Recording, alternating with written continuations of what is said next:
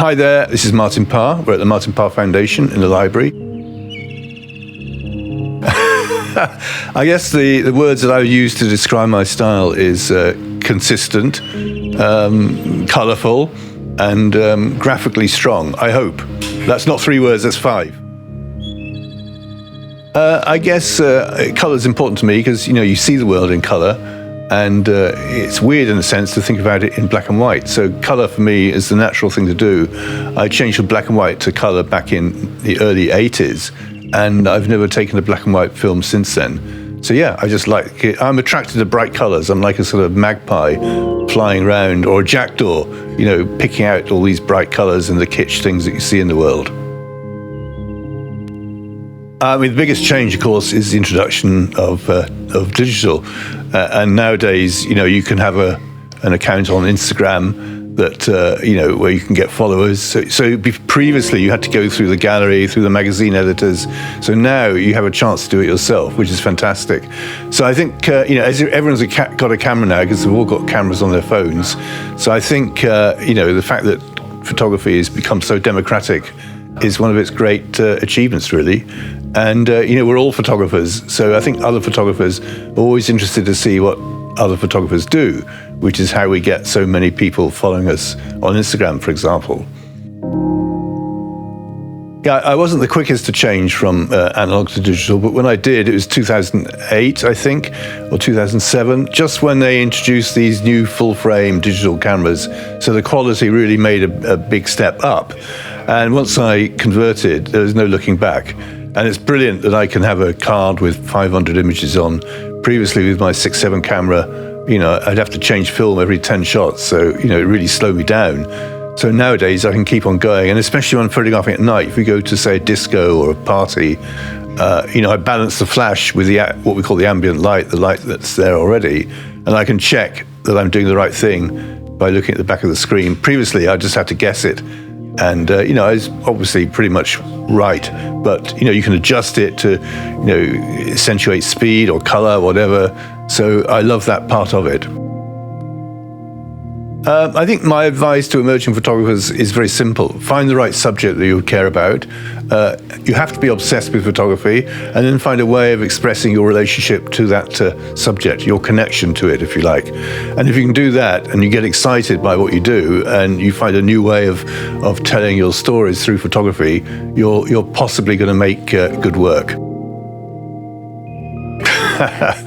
I'm not that intimidated by photographing other people. I quite happily just do it. And of course, occasionally you find someone who doesn't like being photographed. They'll tell you it's illegal, which it's not, of course. And, generally speaking, you photograph people, you get on very well with them. But there's always going to be someone that will upset the cart. And, it's an occupational hazard that I expect. But if you're a photographer and you want to photograph people, you have to be able to deal with that. Otherwise, you're never going to get anywhere. You'll have to go out and photograph clouds in the landscape. I wanted to start a foundation because initially I wanted to protect my own legacy. I've got lots of contacts, lots of prints. So I wanted somewhere to store them. And then I realized that other British photographers, especially documentary ones, are basically underrepresented, underappreciated in this country. So I wanted to find a place where I could collect them, show them, give them a platform. And that's what we've done. And we've been here since 2017. And we've got, I can see now the gallery is full of people. It's fantastic to see the people we've got to come along, the people that come to our talks. It's all good.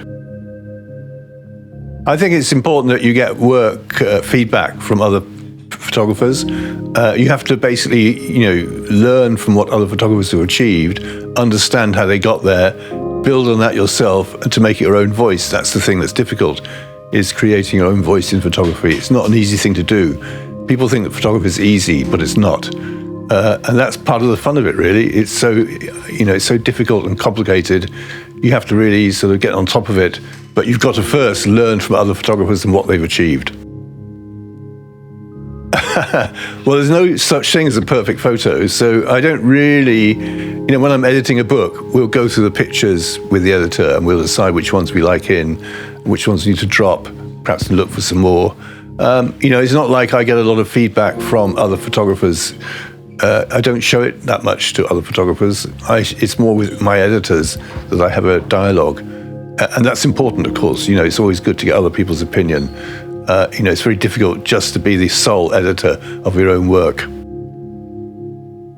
I think I know when I've got the right image. It's an intuitive feel, really. I just sort of think, right, this is it. This is working. And, if I take 1 or 2 good pictures a year, I'm very happy. So most of the pictures I take aren't very good, but you need all the bad pictures in order to understand the good ones.